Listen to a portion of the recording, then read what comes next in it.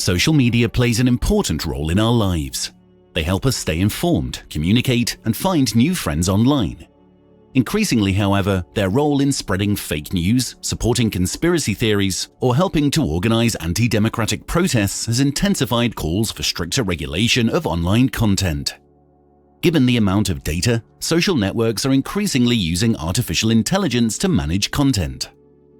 Although the automated removal of prohibited content can be useful, there is also criticism of censorship and whether AI is up to the job. More fundamentally, however, it's unclear today what a good digital discourse should look like and which purposes should it serve. Social media platforms have become powerful shapers of opinions. They provide key infrastructure for public discourse, with some reaching more than 2 billion people and up to 90% of some countries' populations. Algorithms can be used for removing unwanted content, for prioritizing messages, or assessing the likelihood of generating a serious discussion or an emotional response. But to what extent and with what objective should AI supervise the digital public sphere? Should we keep all discussions factual and friendly, remove any potentially harmful content? Do we want a brave new online world where everybody behaves with decency, argues solely with facts, expresses opinions carefully, and never uses any abusive language? Perhaps such a vision of algorithmically designed online discourse is unwise, unrealistic, and unfair. Let us see why. The vision is unrealistic because the AI used today is often simple and quite bad. Many of the content moderation algorithms are just pattern matchers that work on single sentences or use keywords. Although there is more sophisticated technology, today's algorithms use little context and often get it wrong. For example, they are very bad at detecting humor and irony. This is unsurprising, as understanding language is a very hard problem, even for humans. Language reflects all complexities of life and is a universal tool with which we describe plans, woo partners, order food, pray, play, or sing, to use some examples by the philosopher Ludwig Wittgenstein. Fully understanding these practices is probably AI hard, meaning that we need human-like AI to solve it. AI algorithms in content moderation can also be unfair.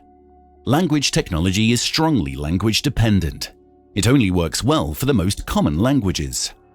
Bad algorithms in rarer languages could increase existing discrimination and treat people unfairly, regardless of whether that means more or less removed content. It is important to acknowledge the shortcomings of AI and to inform policymakers. As researchers, we also need access to data about current practices, and it is vital to foresee appeal mechanisms. Computer scientists have a responsibility to inform about the technological limitations of AI algorithms as much as about their application potential. Letting AI delete harmful content may also be unwise. Even illegal content is challenging for AI, but harmful content is neither clearly defined nor necessarily bad for discourse. Facebook is notorious for removing images of nude statues, but they are part of an historic public artistic discourse in our cities. Researchers are also worried how platforms and governments get together to censor online discussions, often with the excuse of some content being harmful. Clearly, freedom of speech is not limitless. Many constitutions allow to regulate this freedom and prohibit terrorist propaganda. Well-defined limits are clearly required, but this is very different from the vague concept of harmful content. It is even unclear whether we should aim for an online discourse that loses all its sharp edges. Philosopher Byung-Chul Han argues that the digital world tends to result in complete smoothness, as it provides no resistance to our intentions, unlike the real world.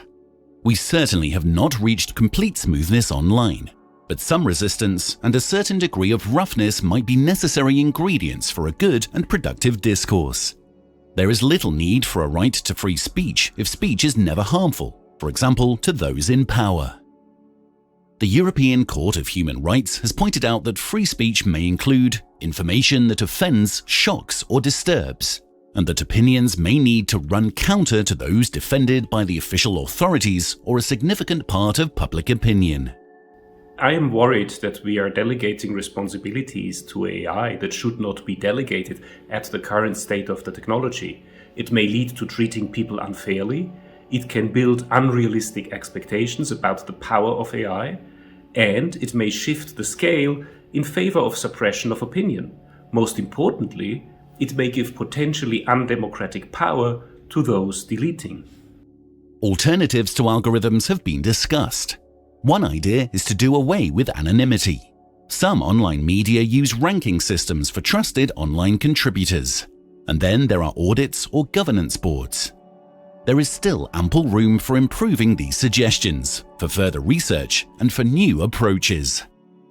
We need more bright minds working on such technological choices, something that we try to encourage in Vienna with our initiative on digital humanism. But first, before embracing a brave new world of AI-moderated content, we must better understand what we expect from online discourse. Discourse serves many different purposes and may thus require significantly more differentiated approaches to algorithmic moderation than what is used today.